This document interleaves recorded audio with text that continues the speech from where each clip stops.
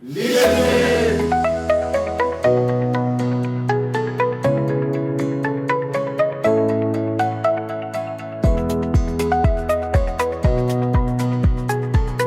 हमारा MOU हुआ है और जो प्रोजेक्ट चल रहा है उसमें फर्स्ट फेज़ कैपेसिटी बिल्डिंग का है।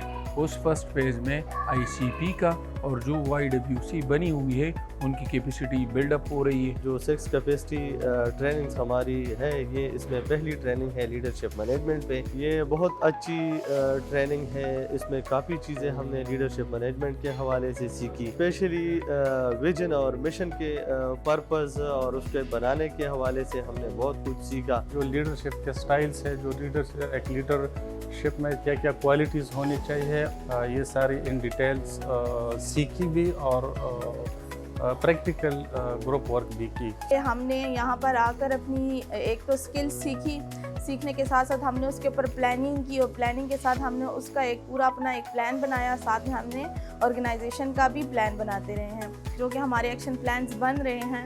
तो आगे जब हमारा फर्दर जो प्रोजेक्ट चलेगा तो उसमें ये जो प्लान्स हम बना रहे हैं तो ये हमें हेल्प आउट करेंगे।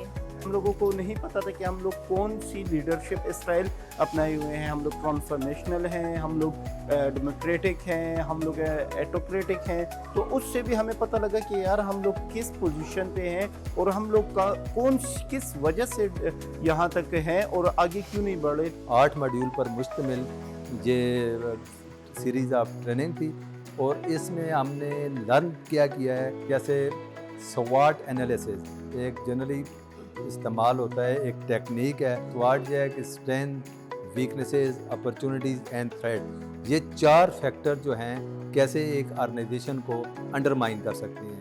इसी तरह पिस्टल है political, economic, social, environmental and legal aspect, यानी कि इन एस्पेक्ट से हम किसी भी ऑर्गेनाइजेशन को देखने के आदी नहीं थे।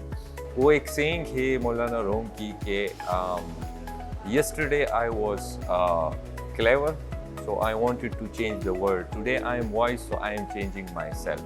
तो ये ही एक थीम हमें मिला इससे। और अभी हमने जिस तरह एक्शन प्लान डेवलप किया और उसमें यही था कि हमने किस तरह अपनी पॉलिसीज़ को रिवाइज करना है या अपडेट करना है या फर्दर इसमें इम्प्रूवमेंट आ सकती है।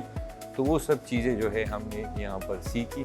मैं होप 87 और गवर्नमेंट ऑफ नीदरलैंड को बहुत ज़्यादा शुक्रिया अदा करना चाहूँगी, जिन्होंने इसने अच्छे आउटसोर्स किए हमारे लिए ट्रेनर्स, जिनसे हमें न सिर्फ इस वर्कशॉप में इस्तेफादा हुआ है बल्कि अगली 5 मॉड्यूल्स में भी हम इंशाल्लाह इस्तेफादा करेंगे। और न सिर्फ ये हमारी 5 साल की जर्नी होगी बल्कि इससे हम आगे का भी सोच रहे हैं। होप 87 का और किंगडम ऑफ नीदरलैंड का हम तहे दिल से शुक्रिया अदा करते हैं कि उन्होंने ये प्लेटफॉर्म हमें दिया। और हमें एक्साइटेड है कि फ्यूचर में उनके जिस तरह जेंडर फोकस की कैपेसिटी ट्रेनिंग्स है या एडाप्टिव कैपेसिटी पे, वो भी इंशाल्लाह इसी तरह हमारी कैपेसिटीज़ को इन्हांस करेंगे और हमारी ऑर्गेनाइजेशन इससे ग्रो करेगी और हम प्रोफेशनली खुद भी जो है इससे मुस्तफ़ीद हो सकेंगे। Thank you.